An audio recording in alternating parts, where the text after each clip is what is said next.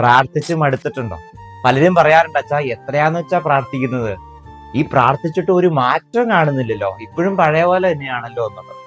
പ്രിയമുള്ളവരെ, ഒരു കാര്യം ഞാൻ പറയാം, നിന്റെ പ്രാർത്ഥന ഒന്നുകൊണ്ട് മാത്രമാണ് നീ ഇപ്പോഴും നിലനിൽക്കുന്നതെന്ന് മനസ്സിലാക്കുക. ഇന്നത്തെ സുവിശേഷത്തില് പാറപ്പുറത്തും മണൽപ്പുറത്തും പണിത 2 ഭവനങ്ങളെ പറ്റി ഈശോ പറയുന്നുണ്ട്. ഈ 2 ഭവനത്തിന്റെ പേരുണ്ടാകുന്ന പ്രശ്നങ്ങൾ തുല്യമാണ്. മഴ പെയ്തു, വെള്ളപ്പൊക്കം ഉണ്ടായി, കാറ്റൂതി, അത് ആഞ്ഞടിക്കുന്നുണ്ട്. പക്ഷെ ഇതിന്റെ ആഫ്റ്റർ എഫക്റ്റിൽ ചെറിയൊരു വ്യത്യാസമുണ്ട്. കാരണം പ്രാർത്ഥനയിൽ അടിസ്ഥാനമിട്ട ഭവനം അത് നിലനിൽക്കുന്നുണ്ട്. പക്ഷെ മറ്റേ ഭവനം അത് വീണുപോയെന്നല്ല, അതിന്റെ വീഴ്ച വലുതായിരുന്നു എന്ന് കൂടി രേഖപ്പെടുത്തുകയാണ്. നീ പ്രാർത്ഥിക്കുന്നത് കൊണ്ട് നിന്റെ ജീവിതത്തിൽ പ്രശ്നങ്ങൾ ഉണ്ടാകില്ല എന്നുള്ളതല്ല. തീർച്ചയായിട്ടും പ്രശ്നങ്ങൾ ഉണ്ടാകും പ്രാർത്ഥിക്കുന്ന വ്യക്തിയുടെയും പ്രാർത്ഥിക്കാത്ത വ്യക്തിയുടെയും ജീവിതത്തില്. പക്ഷേ ഇതിന്റെ ആഫ്റ്റർ എഫക്റ്റിലാണ് വ്യത്യാസമുള്ളത്.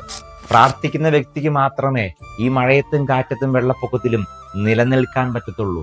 പ്രാർത്ഥിക്കാത്ത വ്യക്തി എന്നേ പരാജയപ്പെട്ടു കഴിഞ്ഞു. വിശുദ്ധ ജോൺ മരിയ വിയാനി പറയുന്നുണ്ട്, മണ്ണിന് എത്രത്തോളം മഴ ആവശ്യമാണോ അത്രത്തോളം നമ്മുടെ ആത്മാവിന് പ്രാർത്ഥന ആവശ്യമാണ് എന്ന്. ഒരു കാര്യം എപ്പോഴും ഓർക്കണം, നിന്റെ പ്രാർത്ഥന ഒന്നുകൊണ്ട് മാത്രമാണ് നീ ഇപ്പോഴും ഇങ്ങനെ നിലനിൽക്കുന്നത് എന്നുള്ളത്.